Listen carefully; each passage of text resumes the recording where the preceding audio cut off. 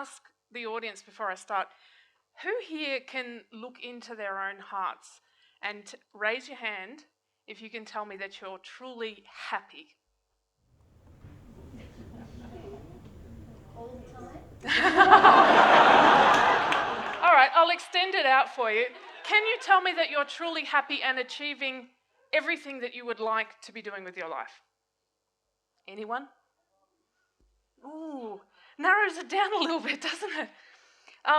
As I said, my name is Cate Bolt, and above everything else that I do in my life, I'm a mother. And my husband and I have a blended family of 9 children. And although it's almost incomprehensible with this immaculate figure, I actually gave birth to 7 of them. It's not a common choice these days, but I love children, and everything that I do in my life is dedicated to the betterment of children all around the world. My official occupation, however, is that I'm a writer. I do actually have a job with all those children. And I get a great deal of pleasure from the ability to tell people stories. And I don't generally tell stories about myself, but I'm going to make an exception today, so bear with me. I knew from when I was very young that I wanted to work in the music industry. I love music. I love music with a passion. Music has the ability to turn every key in the human psyche at a moment's notice. And no matter what mood you're in, there's always music that can make your mood better. So I started writing when I was very young. I was right out of school, and I was a music journalist and editor for nearly 15 years. And I specialised in some very technical forms of music, which you would probably know as heavy metal and punk music. Now, this was at a time where the whole Seattle grunge movement was going on, and bands like Nirvana came to the fore, and alternate became mainstream, and Metallica were in the top 40. And it was a very exciting time in music, and I was very privileged to be a part of that. It was also a very exciting time for me because I was happy and I was doing something that I truly loved. And I loved every day, and I got up and I went to work, and I never felt like, I gotta go to work today, because I loved what I was doing. I was also in a stable long-term relationship, and I had 2 children. And while I was pregnant with my 3rd child, my partner was diagnosed quite suddenly with schizophrenia. Now, he went from a man who was a very romantic, compassionate, gentle person to someone who was as likely to punch me in the face as say good morning. This caused a few problems in our relationship. Now, on 2 occasions while I was pregnant, he struck me so hard that he knocked me unconscious, and I was taken by ambulance to the hospital, and then I went home again. Now, leaving a violent relationship is never something that is as obvious to you and I sitting here today at the time. And it's not something that people generally share with each other. One morning I got a phone call from a friend of mine, and I was devastated to hear that my best friend Julie had dropped her kids off with her mother to go to work, and instead of going to work, she went home and hung herself. She had 3 children, and she'd been living silent in an abusive relationship. This was my best friend. Neither of us knew what the other was going through. Had we been open with everything that was going on in our lives, she might be alive today. But we get caught up in what's socially acceptable and what we can and we can't talk about in society. So we don't discuss domestic violence, amongst many other things. I should have asked this at the start, do we have any real estate agents in the audience? Great. I'm writing, sorry, I've lost my train of thought. So eventually I got, the urge that I had to get out of that relationship. Burying your best friend generally does that to you. And I was quite successful in doing that. I was a single mum with 3 kids, and I was working, and I put my kids in the car one morning to go to work, and my youngest son, Bailey, was about 20 months old at the time, and he had a security blanket. If you've ever had kids that have got security blankets, you know that you don't drive out the driveway. So I ran back inside. I left the kids buckled in the car, and I ran back inside to grab the security blanket, and I was gone for about 40 seconds, and when I came back, The vision that awaited me is impressed on my brain, and I will never forget it. My eldest son, Lockie, who was about 6 at the time, was standing at the bottom of the stairs with his arms out, terror in his eyes, and he said, "Dad's got Bailey." And like that, he was gone. He rang me on several occasions to make his intentions very clear, and they were that I would not see my son alive again. Every mother in this room, and fathers, I don't want to reduce the role of fatherhood, but losing a child is the most grotesque and heinous thought that any mother can actually comprehend. So the grief of that period of my life is not something that I'm actually capable of putting into words, and even as a writer, I still can't quite find the words for it. He did call me on several occasions over the next 2 weeks to let me listen to Bailey screaming, as he did God knows what to him. And rather than shut myself down and go into a protective mode, I had to pull on all my strength and my passion as a mother, my contacts as a journalist, and strive forward with the sole intention of getting my son back alive. Now, I still vividly recall the flight from Sydney to Brisbane, where I was told I was going to pick up my son. I wasn't told whether or not he was alive or dead. I spent the entire flight shaking like a leaf. The flight attendants were quite nervous by my behaviour. And I recall getting there and being met at the door of the plane and flanked by 4 police officers and ushered through the Brisbane airport into a reserved parking area at the back there. And there, to the sound of Aerosmith's "I Don't Want to Miss a Thing," I was reunited with my sleeping child. Now, from that moment forward, my entire life was changed. Fear consumed me. I gave up the job that I loved, and I moved and changed my name several times, and the need for me to survive and to protect my family consumed me. And this went on for quite a few months, and it wasn't until I met my now husband and moved to Victoria that I finally established some level of feeling safe again in the world. Now, people advocate different forms of therapy for different sorts of things. My concept of therapy is to basically put yourself into confrontation. So what I did was I went and got a job at the Melbourne Custody Centre. I don't know if you've ever heard of this place, but it's quite a treacherous place. And if you're going to be a prison officer anywhere, this is probably the place to do it. And I enjoyed the psychological challenge of working with the worst of society. And I guess it was a quest to find out what makes people do horrible things to other humans. And it actually worked for me for quite some time, until about 3 months into my work there, my life was again turned upside down by the death of a young man who was brought into our cells intoxicated. The next 2 years of my life were consumed by post-traumatic stress counselling, coroner's court, and HIV and hepatitis testing.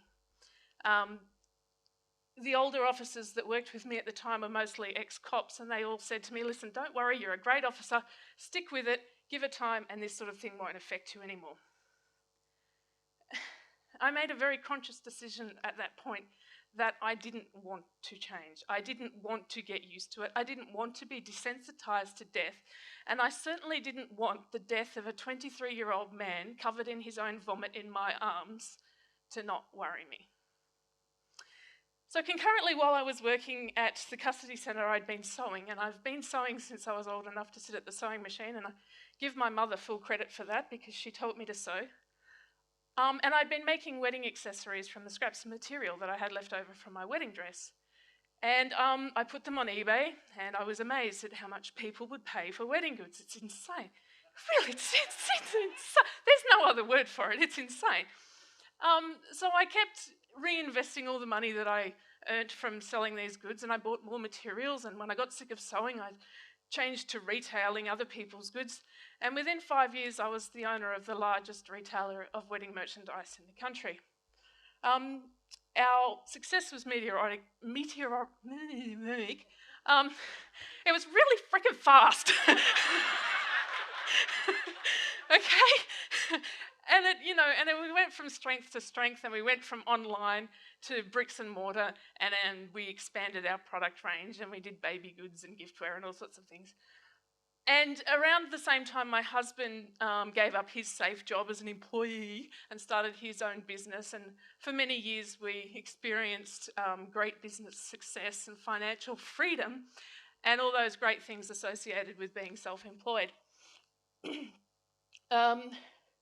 Over that time, though, we invested so much of our time into our businesses that soon we not only had a vast range of employees in the workplace, but we also had 2 nannies, a housekeeper, and a gardener in the home.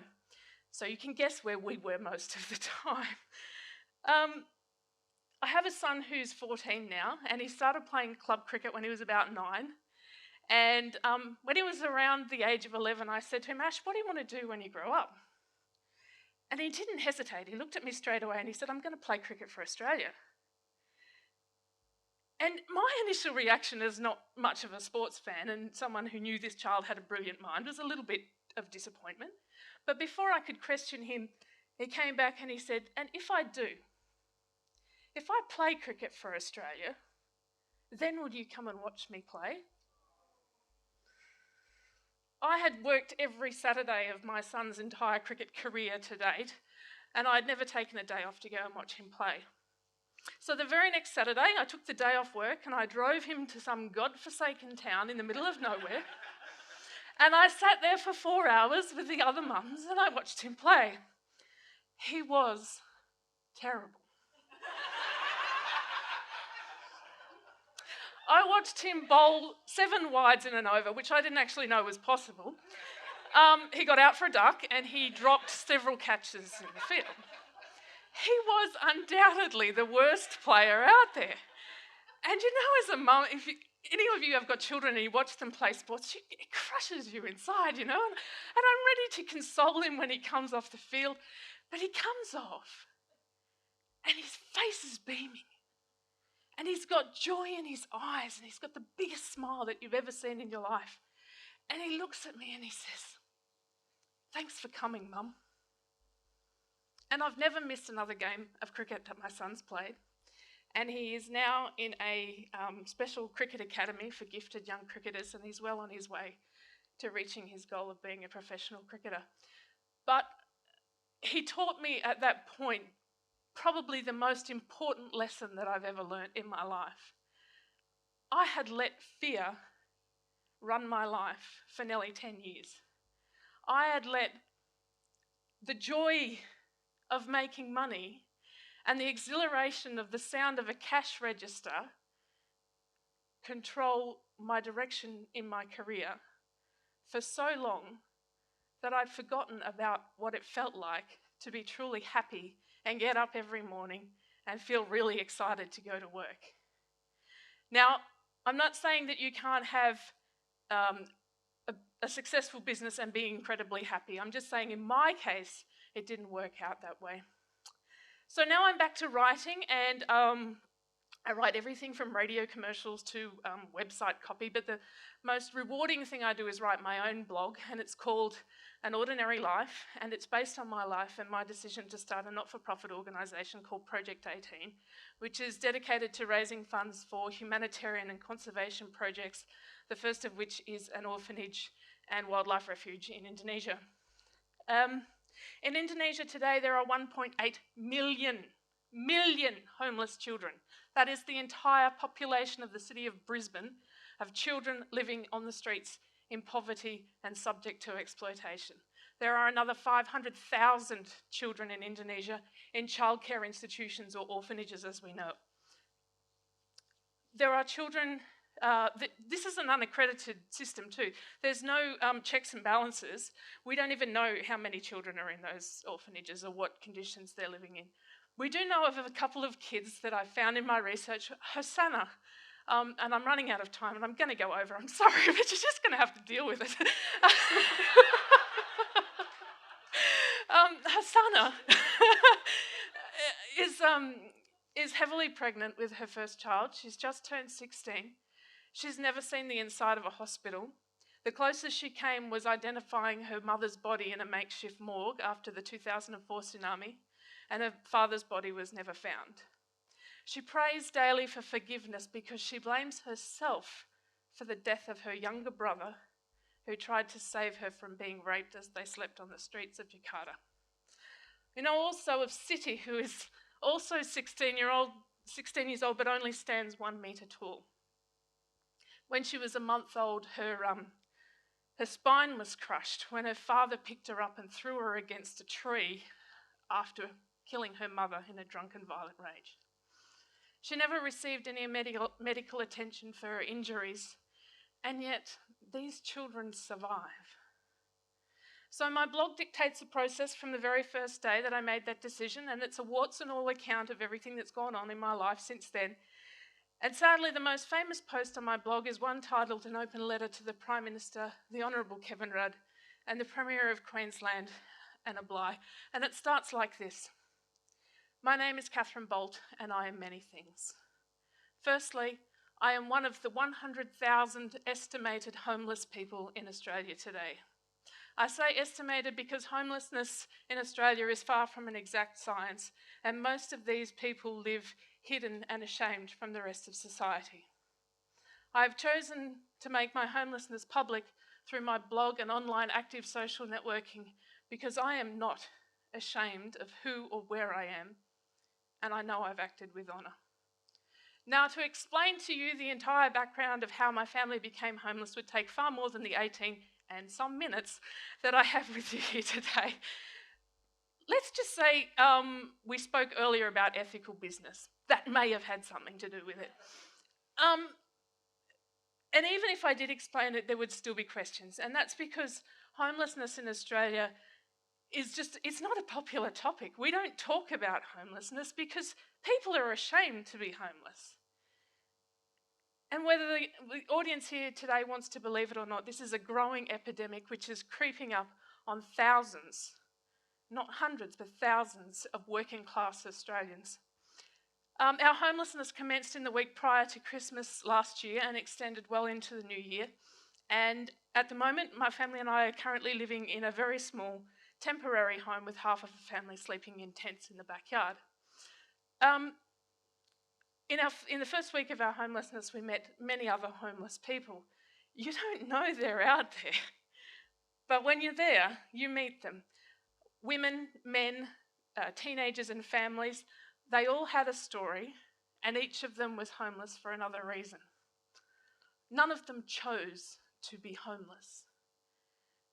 It took meeting all of these people to give me the strength to speak out and publish my letter and tell people that the preconceived notion that we have of what homelessness is today is a thing of the past. These are not dirty, drunk old men sleeping on park benches. These are intelligent, educated, and sound-minded people who have fallen on hard times. And it is very much a case of there, but for the grace go I. If I had not had my faith as a Buddhist woman and believed that I was sent this challenge for a reason, then my homelessness could well have consumed me. If I didn't have the need to protect my family, then my homelessness could well have, we could have stayed homeless for a very long time. Homelessness in Australia is a polarising issue, and I had no idea of how much of a political shitstorm my letter would cause. Within a few hours of publishing my letter on my blog, my family and I were subjected to a tirade of abuse, criticism, and even death threats from the conservative collective public. Now, it's a long story. I'm sorry, I'm trying to cut it down as much as I can. But when I gave up the good life to dedicate myself to giving, I was completely content with everything that I owned. I knew that if I never acquired another thing in my life, that I was okay with that. I wasn't entirely honest with myself in how much I was willing to lose. Had I said to myself at the start, are you willing to lose your cars, your home, and everything you know to be true about humanity, then I would never have started. And if you ask me now, do I regret it, then the answer is no. I said on my blog recently that when you live your life controlled by fear, that nothing extraordinary ever gets done. I don't believe that we're yet to achieve anything extraordinary, but in the last 9 months we have raised enough money for the first stage of our orphanage, and I'm making plans to travel to Indonesia in June to start the process of taking the first 10 homeless children off the streets. Inadvertently along the way, I've also been the catalyst for a national appeal against homelessness, and I've raised the profile of homelessness and awareness across the country. The entire Project 18 team have been instrumental in raising awareness of the plight of the orangutan and other critically endangered species who are facing a very bleak future at the expansion of oil palm plantations in Indonesia.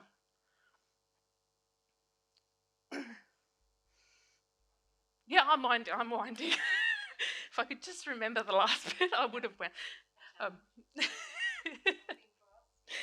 Yeah, dear, I got so far too.